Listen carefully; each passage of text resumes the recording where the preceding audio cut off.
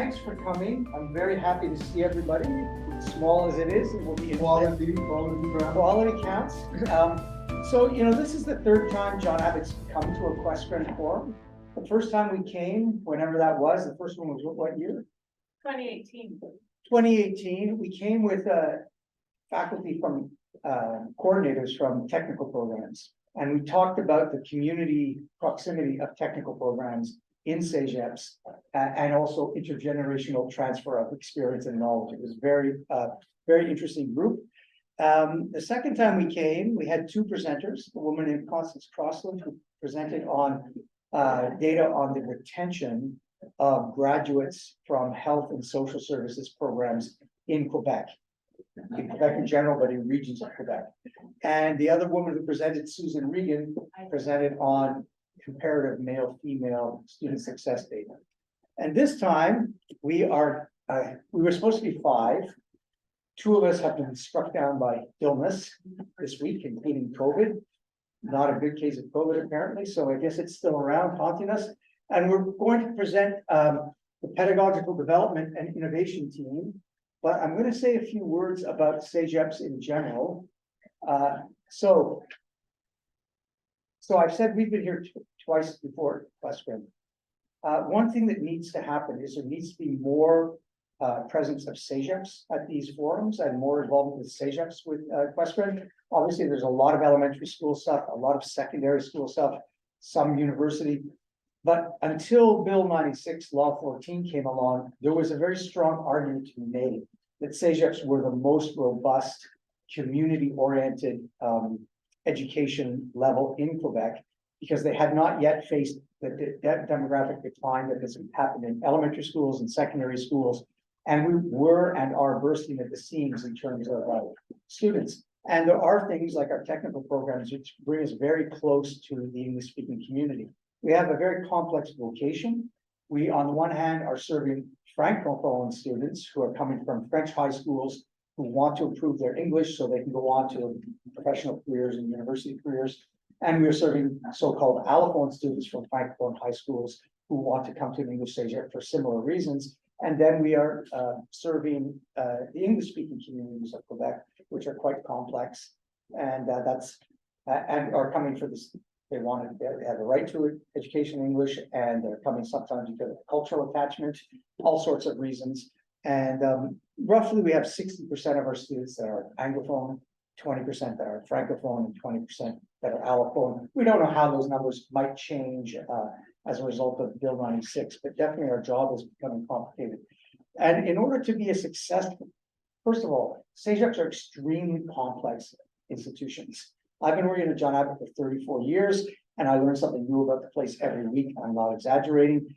It takes a long time to see the complexity of it. Once you start seeing the complexity of it, when you look at the student level, you realize you can't just break them down into subgroups. It really becomes almost an individualized understanding of students because their trajectories are so different and their backgrounds are so different.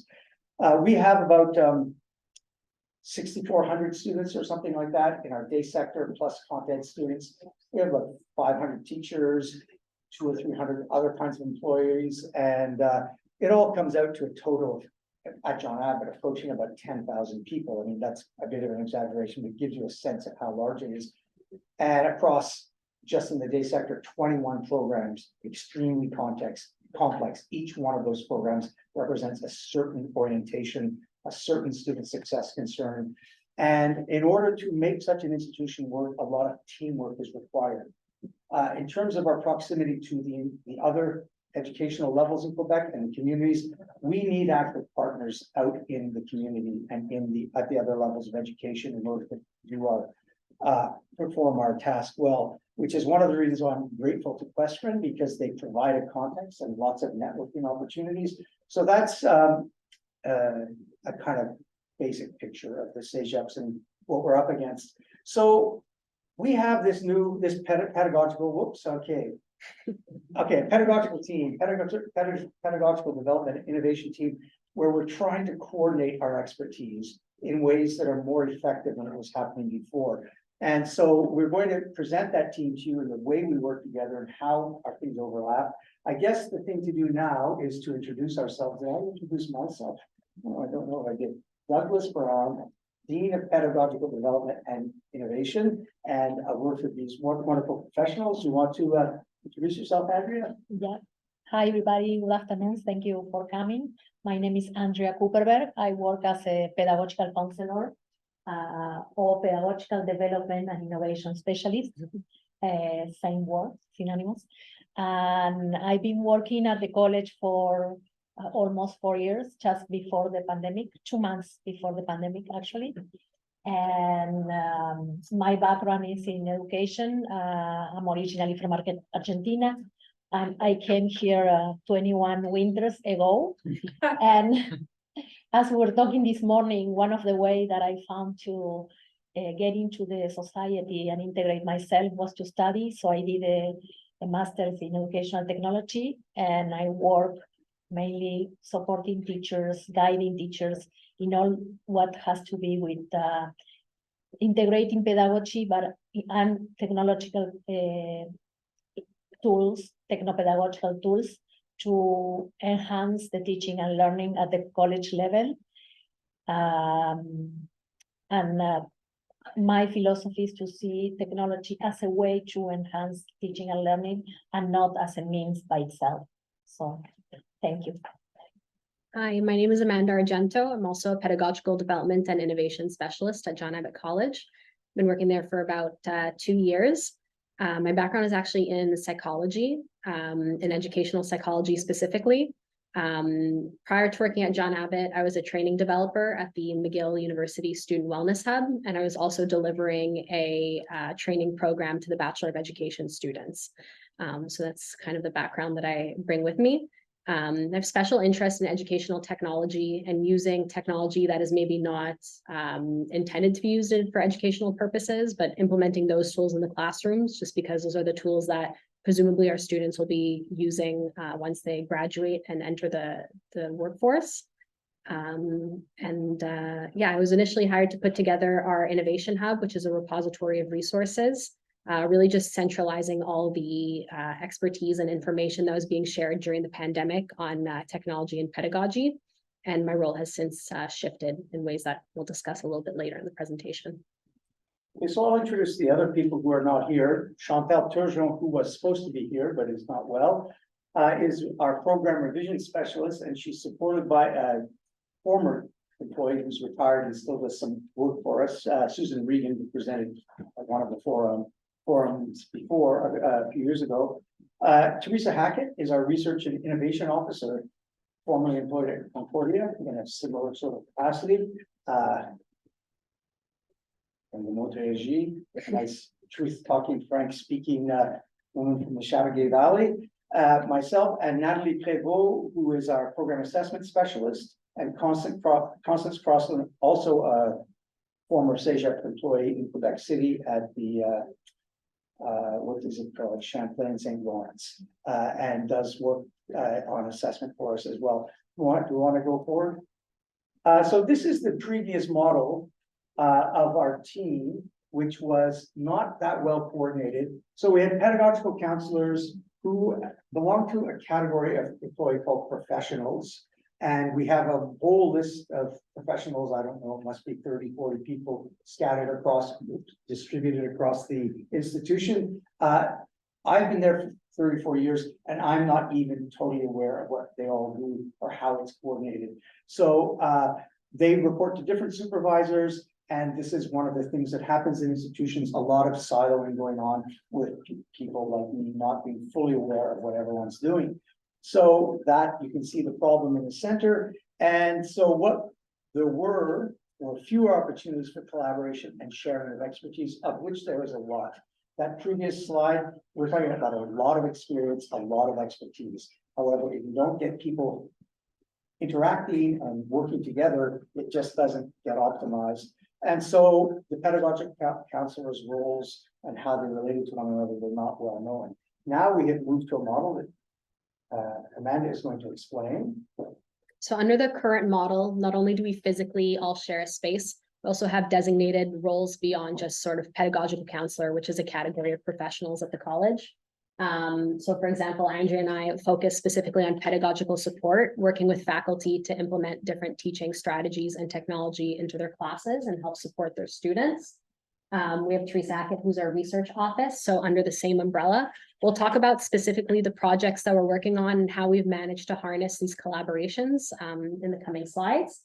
As Doug mentioned, we also have program revision and program assessment all under the same umbrella under his supervision, which is, just open up the communication channels and just, I think, made us all aware of the experience within the team and has just facilitated collaboration in a way that we'll talk about. So as you can see on this slide, our team is sort of at the center of this circle, just to represent the fact that not only do we collaborate with each other and with our inner team, but the other internal collaborations that we have across the college.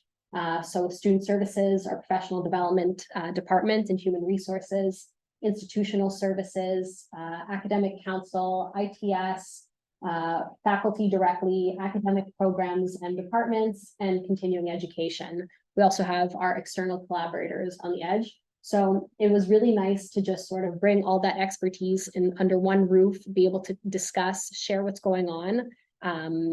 It's made our work a lot more efficient and effective. So I'm going to talk a little bit about two projects that I mainly coordinate, but because we work collaboratively, please jump in if I forget something. So one of the projects is blended learning. So because we work on new pedagogies, at the college, we have a group of teachers who semester by semester apply to teach in a blended learning environment.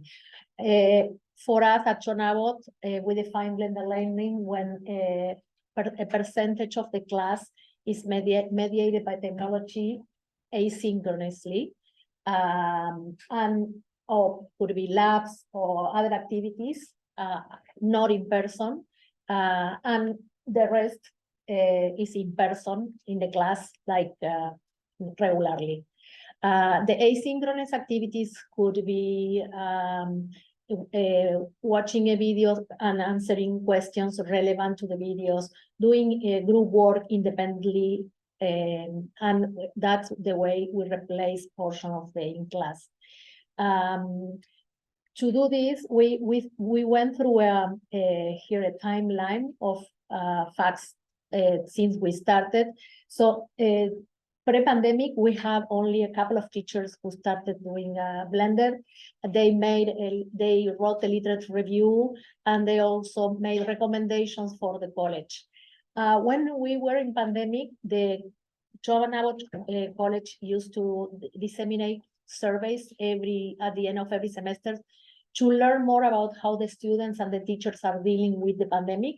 And one of the questions for teacher was about the mode of delivery. From these surveys, we captured that a lot of teachers were interested in doing blended. And as a college, we revised what we call the blended learning procedure. This procedure, the intention is to guide teachers on blended learning, how to apply for a formal approval of the course, and also what needs to be included in the course outline. So we help students who are taking a blended learning course understand what they're doing, what is expected from them, and what the teacher needs to include. Example, the schedule, so the students know when they have to meet in classroom, when they have asynchronous activities. So the approval of the procedure made even more popular this modality. So we have in winter 2022, the first formal implementation. We have 32 teachers experimenting with this mode of delivery.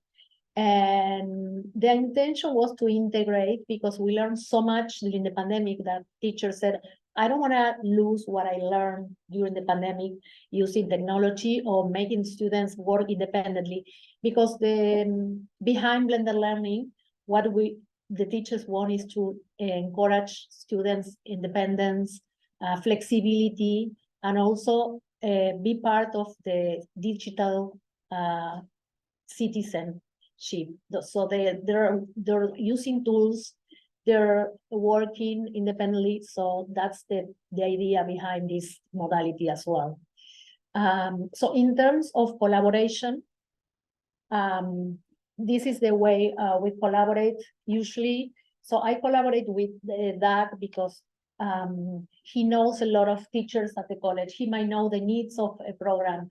He knows which program will be more suitable to have blended learning courses than others. And we work with Amanda and Doug on the blended learning procedure. We right now, for example, the procedure is under revision. So we meet, we discuss the definition, the blended learning, we discuss different things that are in the document that could be improved for students and teachers. Yeah, we define the role of the teacher, while how the teacher needs to address the students when they have an issue, when they're working asynchronous, if they have to be available for the students, all these things. We also have a community of practice to support teachers who are teaching in a blended learning classroom. So sometimes I talk with Amanda and we collaborate on organizing sessions about different tools that they could use. Conference presentation, we do conference presentations together. With the research officer, so Teresa, we worked last year with two teachers who applied for a SEQ grant, sorry. So they were teaching blended, but they want to learn more about the students' perspective and the teachers. So we talked with Teresa on how to implement this, and they gather information, which was very good for other teachers to learn about what were the perspectives of the students and the teachers when they teach and learn in a blended learning course. So I assisted with the data from the students who were the amount of students who were taking blended learning courses, and that's it. So we collaborated together. The other project. Can I just say something about blended learning? Yeah. If you're not familiar with blended learning, it's an extremely important development in education. It's comparable to the work from home thing that you hear in workplaces. There are important syndical issues, pedagogical issues, and workload issues for teachers.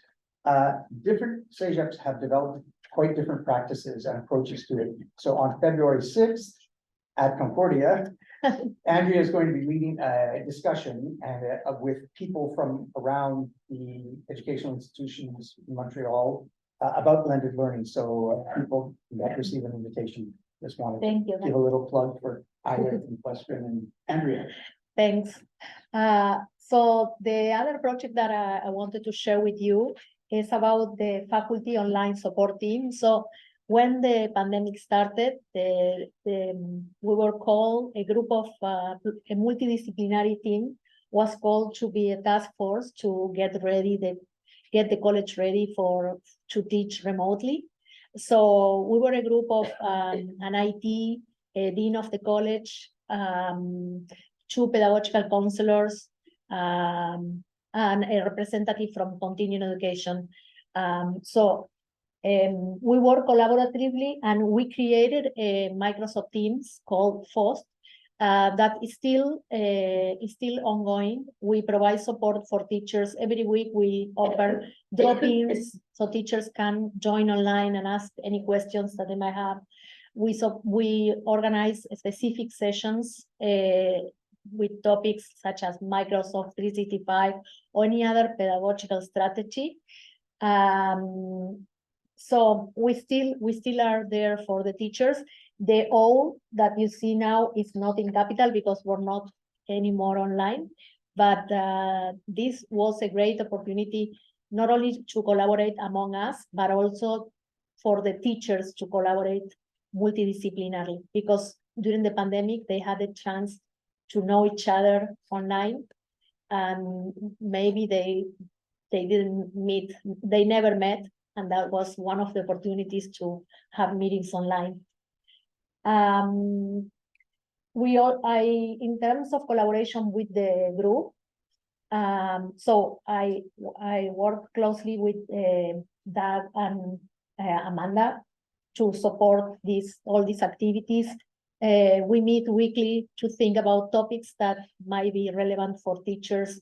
We plan 2 pedagogical events, one in the winter and one in summer, to gather teachers sharing ideas to other teachers.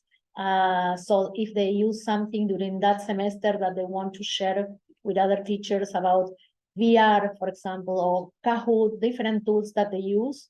So, and we also present, but we give the opportunity for other teachers to share, or if we implement something new with a couple of teachers, we want some of the teachers to share and collaborate. Also, Teresa, the research officer, offers sessions on opportunity research for the teachers, so they can join on a drop-in, and she can find resources for teachers to apply for. I think that's it. So part of my roles and responsibilities is managing the early career teacher support team at the college. So while we always had new employee orientation as part of like the HR aspect of our role, this community is fairly new in terms of getting them sort of introduced to pedagogy, supporting students, and the implementation of technology in their classrooms. So really the mandate of our early career teacher support group tackles any sort of like issues surrounding their integration into the college community. So we work with teachers with less than 3 years of experience working at John Abbott. So even if you worked 10 years at another CEGEP, but you're new at John Abbott, you're still part of this early career teacher community. And it's really about providing not just community for them to meet each other and sort of get outside their disciplines and be able to have exchanges across the college, but to provide live workshops and also asynchronous resources to help support them. One thing that we realized is that not all new teachers are hired in time for that HR orientation. So it's really important for us to be able to reach out to them, track them down, and help support them whenever they started potentially like a mid-semester replacement for a teacher or started their courses a little bit late. In terms of collaborations, I mean, obviously we need the involvement of our dean at the director's level in terms of discussing these issues with human resources, you know, making sure that we have support for the various initiatives that we have and we receive the information in order to identify those teachers and be able to support them. In terms of the pedagogical support and innovation specialists, so Andrea and myself, it's really about workshop facilitation. We have an ongoing collaboration with Vanier College, where we split workshops and invite their early career teachers to our sessions and vice versa. So this has also created a larger aspect of community. Many of our CEGEP teachers will sometimes teach part-time at 2 institutions, so that bridge was kind of nice to have. Obviously, teaching and tech support is an ongoing effort that we provide. In terms of support from our research and innovation officer, just promoting research and funding opportunities that are relevant and available to new faculty at the college. Obviously, when you're starting to teach a new course, it can be very overwhelming in terms of the amount of prep and work that you have to put together. So it's really about tailoring the information, you know, to their needs. We don't want to overwhelm them with things that they're not going to need to know for another 5 years. But there are opportunities in terms of getting involved in research at the college, at the CEGEP level, that they might be interested in. So we want to bring them those opportunities. We also have started working with the program revision specialists in terms of just being able to discuss the program approach with these teachers. So, you know, if they're hired within the English department and they're teaching their English course, well, thinking about who's sitting in their classroom, they might have 5 social science students, 5 science students, a couple dental hygiene students.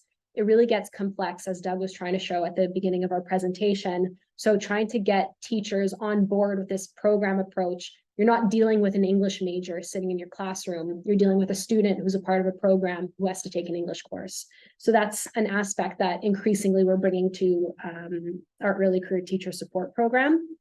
And the program assessment specialists really help support our initiatives in terms of providing data and reports generated to inform approaches. So for example, we're able to share data with new teachers in terms of mother tongue by program. So if you have a class of police technology students, you might expect that, you know, the majority of them are actually French second language students. French as a first language student, English as a second language. You might need to tailor your pedagogical strategies accordingly.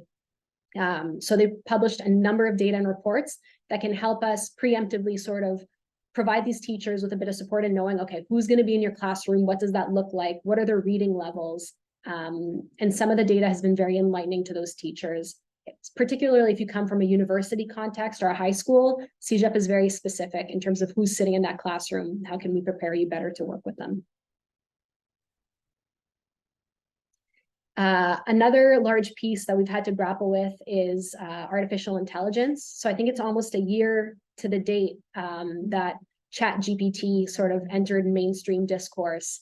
And we had our first report of a student plagiarizing using ChatGPT on one of their assignments. And since then, it seems like it's all we can talk about. So obviously, again, these collaborations were necessary to address this issue because there are so many different aspects to it. There's not only just the educational implication side of, you know, we need students to learn skills without being able to use this tool, but we also need them to learn how to use the tool in case they're asked to use it later on in their university studies or in the workforce. There's also a ton of funding opportunities surrounding AI. It's a very hot topic right now. So bringing in our research officer to help support, you know, grant applications, research opportunities, acquiring technology, implementing, doing research projects, talking with students on how comfortable they feel using this, this type of tool. So I've listed how our collaborations, like summaries of our collaborations on the board, but essentially Andrea and I's role is really to develop support materials to get everybody up to speed. While we do have, you know, teachers who have been on the AI train for quite some time now, they're up to date, they know how it works, they know what to look for in terms of screening student work or what skills they should be showing students. It's not the case for everybody. So meeting teachers where they are in terms of, you know, hot topics in education, I think is an important skill that Andrea and I have to help support. We'll read the research, we'll watch the webinars, we'll summarize it for you and send it to you in a one-page infographic, if that's what you need to catch up. Facilitating workshops and discussions for faculty and staff. We're currently working with a teacher who has released to help support us with the pedagogical use of AI at John Abbott. And that has been very important to a lot of our teachers to be able, as Andrea is mentioning, teachers speaking to teachers about what the impact has been in their class and how they're addressing it. We've also been coordinating with external institutions and assisting with external initiatives. AI is not just, I don't want to call it a problem. It's not just something that is plaguing, you know, the CEGEP education system. It's the education system as a whole, it's society as a whole. This is something we're going to have to grapple with. What does responsible use look like? What does overuse or misuse look like? So it's important that we, you know, collaborate with our external collaborators that I've listed to just keep tabs on where everybody's at in terms of, you know, their knowledge of AI. Of course, again, involvement of the dean and directors level, I think is hugely important in terms of sharing our initiatives with the various program deans, getting our initiatives disseminated across the college. And that includes the implication of our IT team, which, you know, when we're talking about something like AI and acquiring new technology, we absolutely need those directors at that table. Research and innovation, I've touched on it lightly, slightly already, but liaising with our CCTTs, we have one that works specifically in artificial intelligence. So getting that knowledge back into our college, disseminated to our teachers, anything relevant out to our students is hugely important. As well as support and submissions for grant applications. We're actually going to be having a sharing event in June that will be open externally on the topic of AI specifically and its considerations and implications in educational context that we're looking forward to hosting. And also just being able to create an agile process due to a team structure that sort of knows where the expertise is lying. So just knowing who to go to if you have a question about AI or if there's a grant opportunity that comes up, to be able to say, I've heard this teacher talk about it. They worked with Amanda in this area, you know, let's put them together with somebody else, maybe from Vanier or a university, and provide them with this opportunity. Just, you know, the web is a lot stronger than it once was. I've talked a little bit about asynchronous content creation because I think it is important with our teachers' busy schedule.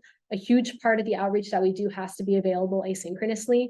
So while we do have live drop-ins, workshops, and we're happy to record those, the materials also need to be able to be emailed out, perused very quickly, ranging from one-pagers, infographics, video tutorials, and more extensive resource guides that we've started putting together.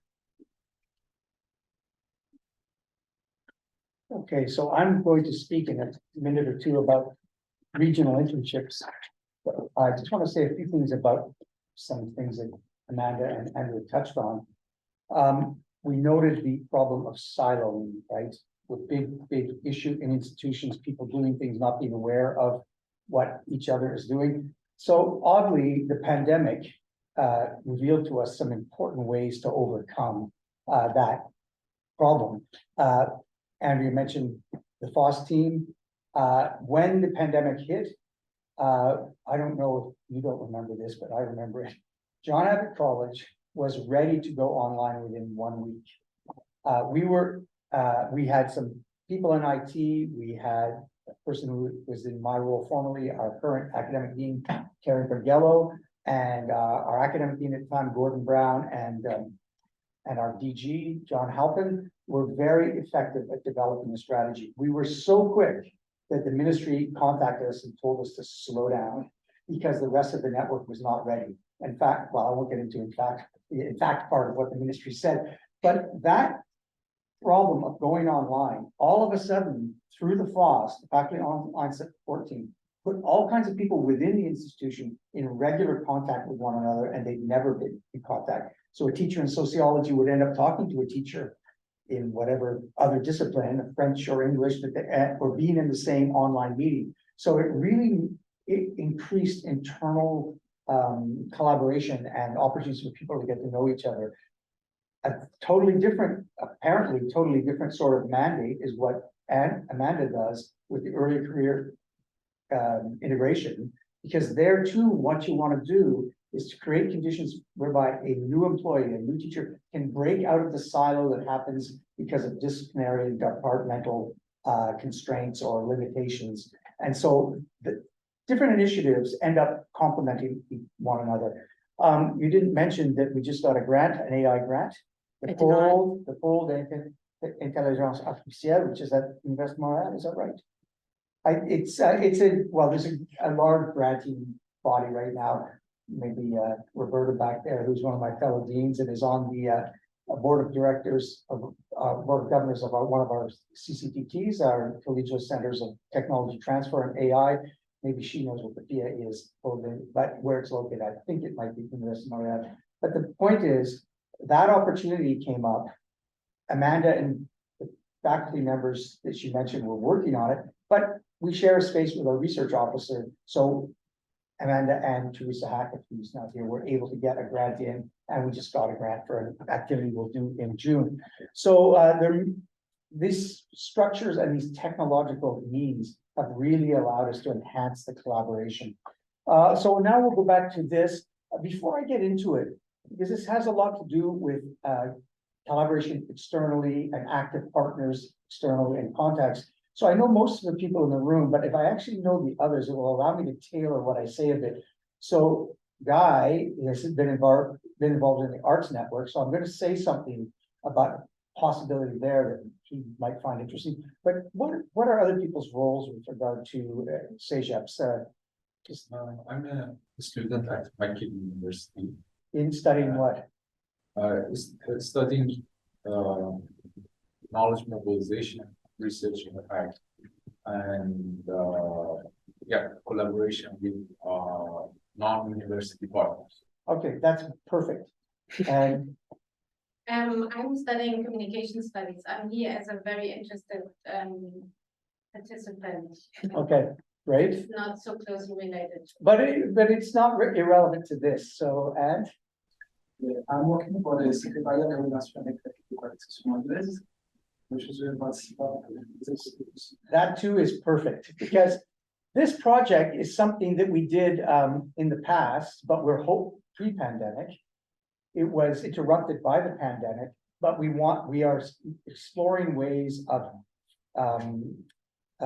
furthering this work on developing internships for a range of programs in CEGEPs that can take place in regions of Quebec other than the region in which a CEGEP is located. So Quebec is an immense territory. We can have very remote internships, or it can just be an internship that is in a different area, like the Laurentians, as opposed to the Montérégie or whatever. So in 2019, 2020, we got some funding from McGill University to do some research related to specifically health and social services programs. There are 19 such programs in the 5 or 6 English-speaking CEGEPs. At our CEGEP, we're talking about paramedic care. What used to be called youth and adult correctional intervention is now criminology intervention, dental hygiene, nursing, and I know I'm missing one. Or that was 4. Maybe that is 4. But at other places, like there are programs in radiological technician, early childhood care, community leadership. There are various programs around the college, around the province. So we analyzed. There were 2 projects. The first one, which Constance Crossland was principally responsible. Whoops, don't go back. Go back. Oh well, first one, which Constance did, is she analyzed. We looked at the factors in the retention of graduates in Quebec, specifically retaining graduates in health and social services programs in regions where there is an issue of depopulation, declining populations, aging populations, inadequate access to health care services and to social services, which is a problem that's been, widely discussed. The second one, which was a companion research project, was looking at the feasibility of remote and non-Montreal area internships to enhance, as I said, English language, health and social services, and encouraging graduates. And that includes, by the way, such services to Indigenous groups in Quebec that use English as a first official language.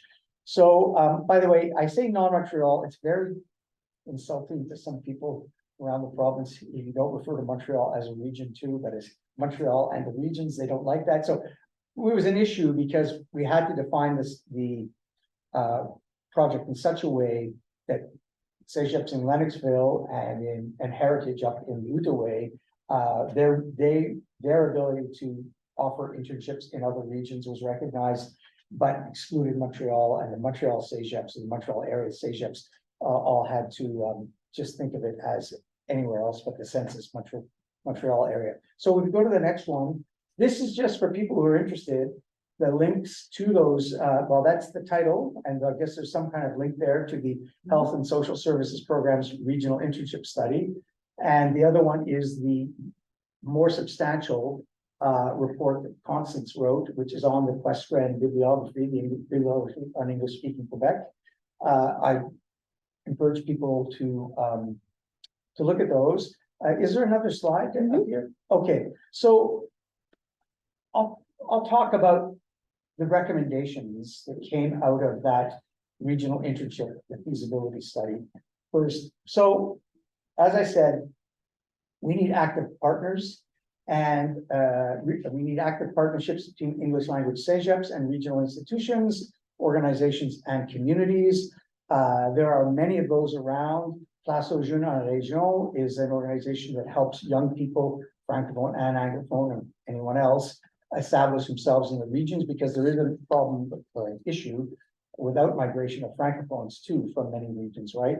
Hospitals, high schools, community organizations, arts organizations.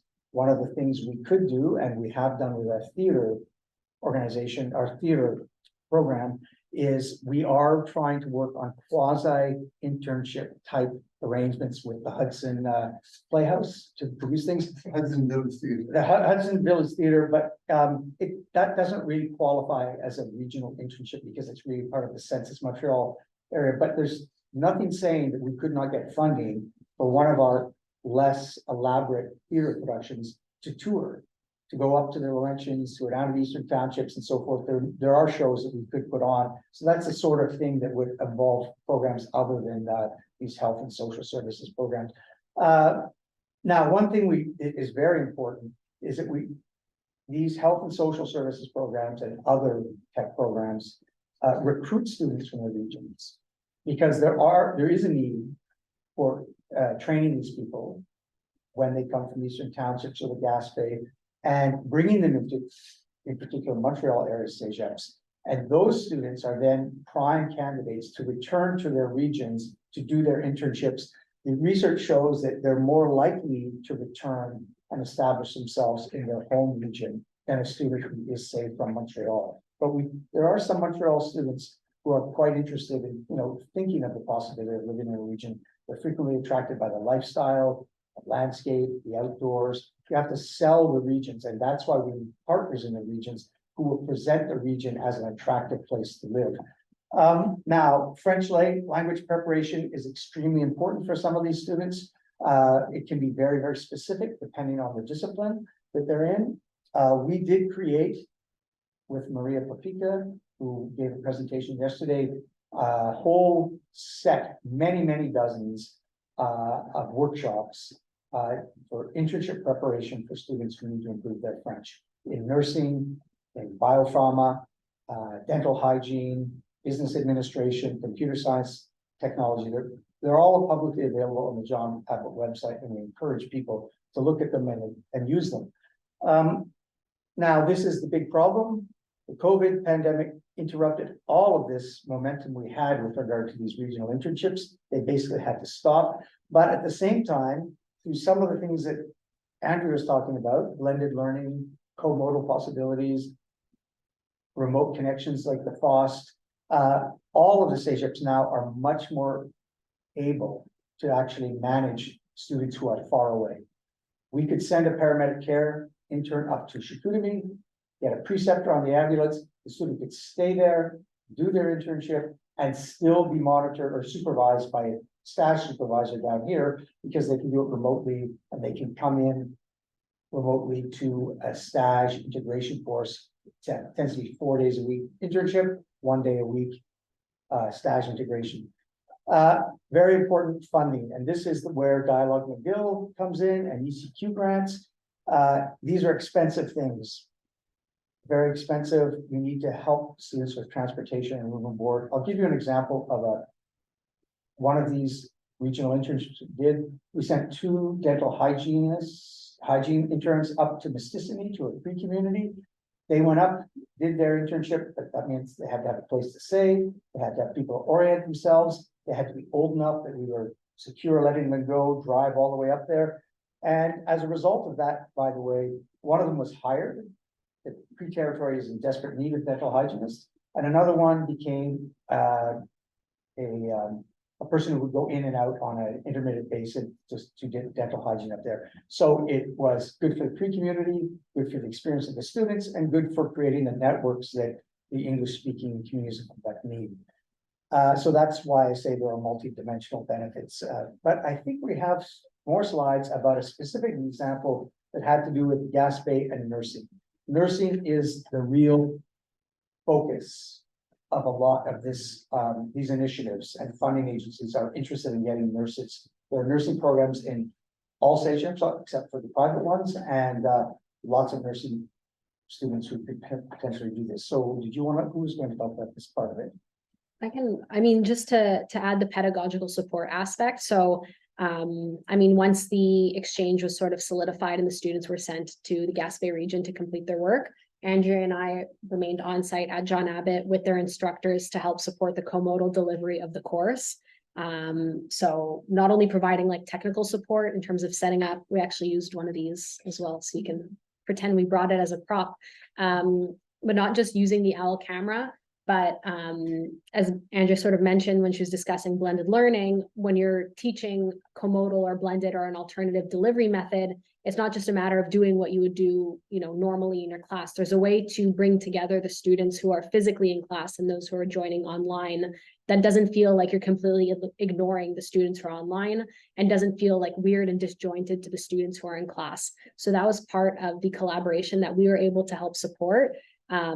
Obviously, almost the whole team was involved, in different ways once the grant, was secured, working with departments in terms of like the pedagogy, ensuring that the students felt supported. That was all something that we could help out with. It was good for the group of teachers because afterwards they know how to use this type of technology, and they demystify it's not, they say, oh, it's not so hard, it's very easy. Yeah. We went there almost every class to help them, but as soon as the classes went over, they felt so much comfortable with the technology and the way to address the students who were online. One of our teachers involved in this was from the gas bay. So you have to actively seek out students. One of these students was from the gas bay, one was not. It's a very good idea to send them in pairs so they're not too lonely. But an institution and local communities need to identify people who could participate in such things. For one thing, if your family is in the region, it doesn't cost as much to stay there. That is always a concern. Do we want to go on? Yeah, sure. Okay, so this is where Chantal Turgeon was supposed to do a presentation on revision, so I'll try to do it justice. There are two. Policy one at our SAGEC is the quality assurance policy. It covers program assessment, program revision. Program assessment is, which I'm not going to talk much about, is basically the quality assurance piece. There are 6 criteria that we evaluate on an ongoing basis. One of them is the relevance of a program. Another one is the relevance has to do the relevance of a professional program, a tech program to the workplace. A pre-university program, the relevance to the needs of university, the expectations of university, effectiveness. It can be the material resources involved in a program. I'm just trying to remember what the other 3 criteria are, but those take place on an ongoing basis across all of our programs. Every year or every year, 2 years, we get through one of those criteria, or we're supposed to. We're currently finishing up with program relevance. The report is about 160 pages long with 1,000 pages of appendices, so there's a lot of information. Program revision, we have a revision person. There's Chantal Turgeon with Susan Regan supporting her, and the role of the program revision specialist is to work with the programs in a collaborative way. The faculty need to lead much of the process, and the program revision person there is to coordinate, to help provide the data they need, to seek the data they need within the data mining services at the college, and also to guide the writing of the revision. There are 3 different categories of revision. If it's from the ministry, it's high priority. There's usually a deadline. You have to implement it by September 2024 or September 2025. Sometimes that's easy and sometimes it's incredibly difficult. Paramedic care is in the process of a revision right now, which is incredibly difficult because it involves as well a complete revision of the practice of paramedics in the province. So there's something happening professionally. All the paramedic teachers have to get on board with the new approaches to paramedicine, and then they have to revise the program in a pedagogical way that reflects that. College-driven, this can come from assessments and feedback. They might want to tweak it. There might be some important aspect of the program that needs to be revised. And those, if it's college-driven, then we have a more relaxed timeline a lot of the time. And then there are revisions to every single program as a result of Law 14. We are changing the planners to reflect the requirements for certificate holders and non-certificate holders in terms of the additional French requirements. So can we go on?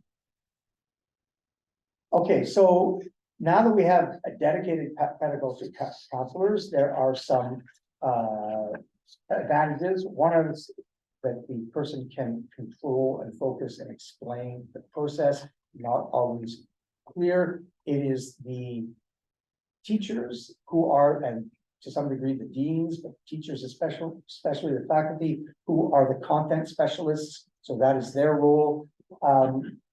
There are very tight timelines.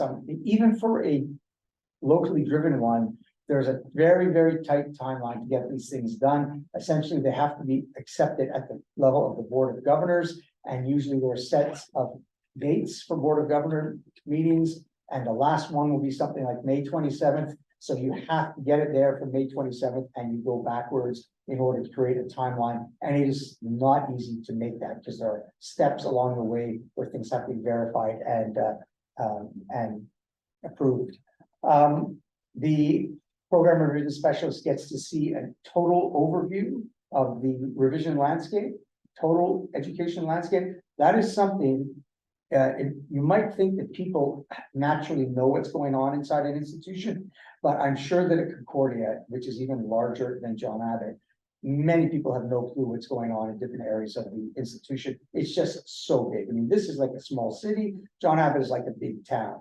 And very few people actually develop that overview of the total, what I call the total education landscape.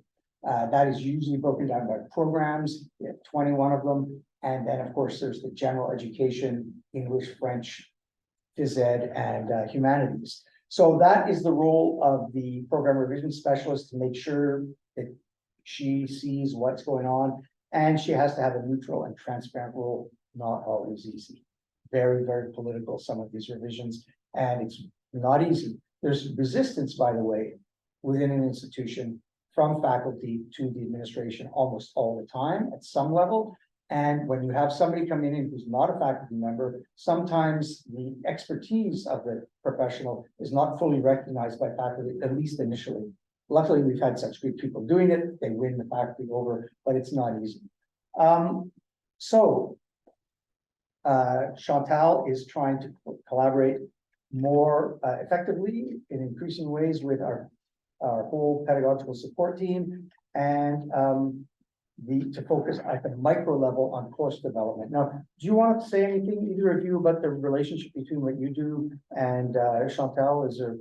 She says she's going to have increased collaboration with you. So, I mean, like Yeah. the team is relatively new, so we're still working out a lot of these collaborations, but I think, you know, while we might have like that micro focus, the individual teacher and their individual courses, she has kind of more of like the macro vision. So I think exchanging expertise in terms of now us getting that program approach or that college-wide approach that she has, and exchanging that with like our, you know, micro lens on course development, teachers, you know, different course sections.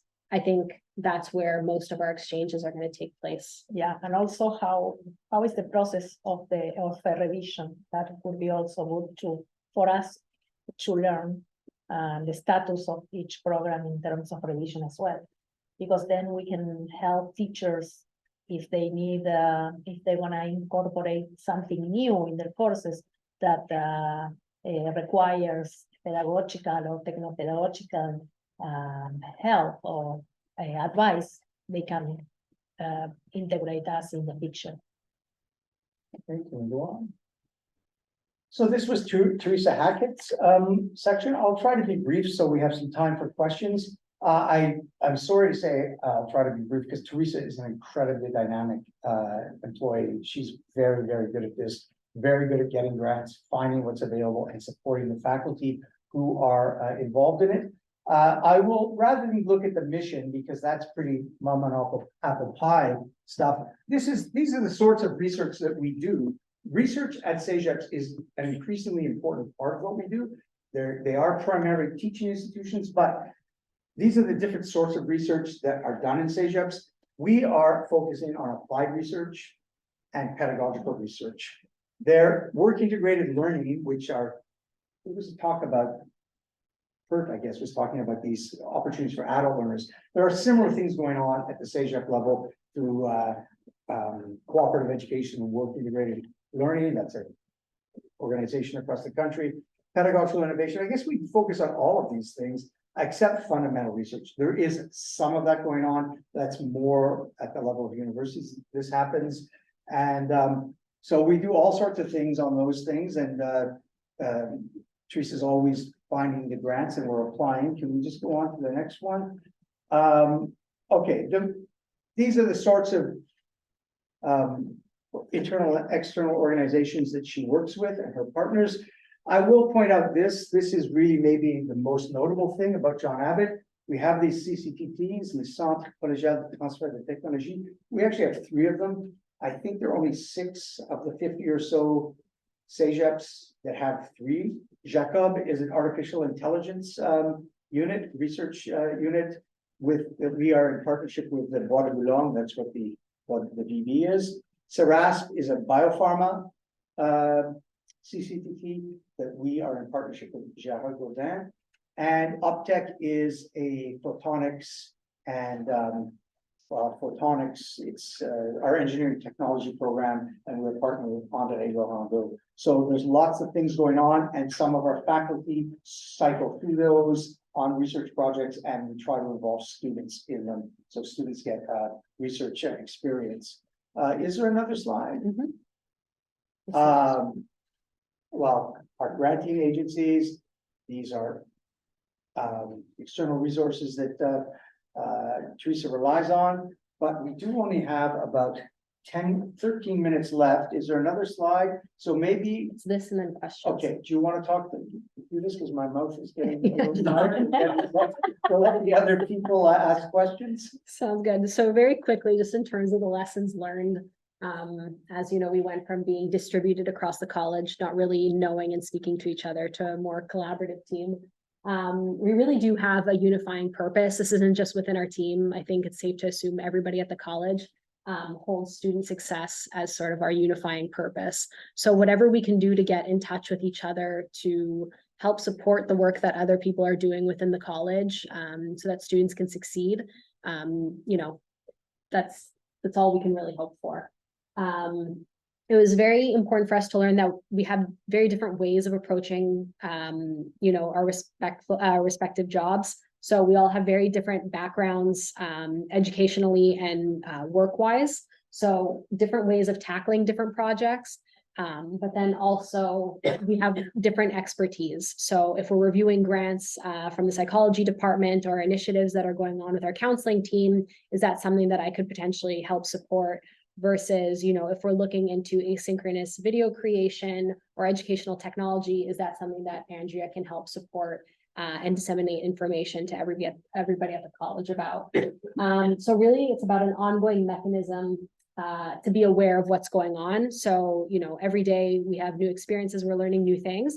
This isn't just like a one-time thing where we can meet once a year, say, okay, this is what I'm good at. If anybody wants to ask you about AI, let me know. It really has to be ongoing. People forget, people get busy, you know, people's priorities change. So we need to be there constantly reminding them of, you know, what we can do for them. And yeah, I think a focus on continuous improvement, like I said, you know, every day there are new problems to tackle in the education system, new opportunities. So just, you know, staying on top of that is you know, quite a significant part of what we do as well. Okay, so questions, comments. There's no dot in my email. It's just Doug Brown, one word, not Doug Brown, if that's okay. Any comments, questions? Yes. So you heard Anita's, I hope you heard Anita's presentation before, and you can see we have a challenge of we're sitting on all kinds of research. So we do research at Concordia, at QUESCREN, at our unit, and we also know about approximately 15,000 research studies that are listed in our bibliography. What I find interesting about your model is you're bringing together, as you were just saying, people with different kinds of backgrounds and expertise. So it's like a two-way thing. You're getting in information to you and then disseminating it out. Do you have advice for us? Okay. Like how do we break down, like, how do we get the word out? You heard people say, well, how do we find out? Like these are really fundamental questions. Mm-hmm. And this notion of research impact, you know, and I'll enlarge it to say impact of other products like the one Guy has, which is a very important film about English speaking how do we get the knowledge that our communities have to a broader audience? I wonder if you have, comments, given all you've done. Okay, networking is important. And I'm going to tell you, it can be a very small network. I'll give you an example. Some of you have heard of Jean Robert. Does anybody know Jean Robert used to be at Champlain St. Lawrence? Now works with Dialogue McGill, also works on the Plains of Abraham with the federal government. Jean and I have had several important collaborations. That's based on an introduction by RDG, John Halpin, who's also from Quebec City. With my network within the college and Jean Robert's network externally, both at the federal and provincial levels, we can get things done. But it's all out there, latent potential. But if you don't bring people together in a way that is effective, it's not going to happen. So one of the things that we found out internally is that going online, all of those ed tech possibilities, Zoom calls, team calls, very important for bringing people together. So you need to create, opportunities like this forum for people to get together. I'll give you another example. LinkedIn. Andrea got in touch with some guy on LinkedIn named Michael White, who is a principal of LaSalle Senior Elementary School. He's been a principal or vice principal in high schools and elementary schools from Turgeon to Vaudreuil. Very experienced guy. LaSalle Senior Elementary School, 70% of the students are Black. There's also a relatively healthy pre-students and then various other people. Well, so from Andrea, she said, "Oh, Michael White would like to make contact because he's part of the feeder schools coming into John Abbott." And I was in touch internally with somebody named Richard Masters and another guy named Paul Bazilet. Richard is a math teacher. Paul is a physics teacher, and they are interested in encouraging the recruitment and retention of Black students into STEM projects. So I didn't know what Michael was interested in or what he was doing. He has a grant at the senior elementary school level to, overcome some of these skill lags and socioeconomic barriers to advance into the education system. So we got together, Michael came to one of our student success committees, and now Michael and Richard and Paul are having this conversation. So networking is very important. There's a lot of information in all of those little pockets, but if people don't actually have people's cell phone numbers and emails and are uninhibited when they send emails to make a connection, then it won't happen. So that's important. I don't know if that's a useful thing to you, but networking is, and Roberta has a comment, yes. Well, just, yeah, because I benefit from this great team that we have at John Abbott. My teachers do, therefore my students do. I'm the program dean like Doug. Now, I think what's important is this is, you're looking at a much bigger network. So it's not that I have the answer, but I know in this network, which reaches out throughout the college, and it's a big college. I think it's facilitated because Doug's position, Doug has he wears the hat of a program dean, doesn't have that many programs, but he's a program dean. So every time the 5 program deans get together, he's one of us. So we hear about what he's doing. And then we bring this back to our programs and our teachers, and his team is going out there. I think bringing them together has really made a sort of a major shift in how well known the team is throughout the college. So all of a sudden, I'm remembering that Amanda's doing stuff for new faculty. So I have new faculty coming in, and I just reach out and I say, have you heard about this person coming in mid-semester to the pharmacy program? So Amanda reaches out, or I have a faculty member who's having some difficulties with classroom management. So, I say, well, you can get some advice or some support from Amanda. So that's an example. But it's me knowing about that. How do I know about that? Because Doug and I and the other program deans, we meet twice a week. So it's kind of putting people in place in these various groups that are connected in other ways. And I'm not saying that well, but I think that's what makes your network so well known, or your team so well known across the college. It's networking, but it's networks, it's having those networks in place so people are talking. I don't know how you do that on the big scale, but you're that your research hub is proposing? Well, we also saw an example in the PERT presentation where I was there, Chuck Holiday, is that his name, was there, and the PERT people were there, and and then the people from the preschool board we eventually sat with. All of us have similar French language needs, and also have similar, if you can say, populations, English-speaking populations who have difficulty accessing post-secondary education for whatever reasons. So that we now are in contact with one another. I know that I have resources. We did, Maria Papica, who presented last year, yesterday, with another French teacher named Claude, who created for our tech programs a whole set of internship prep French workshops for different fields. I told you how different the French needs are. So now I have a little network in my head, which I'm going to put together when I get home.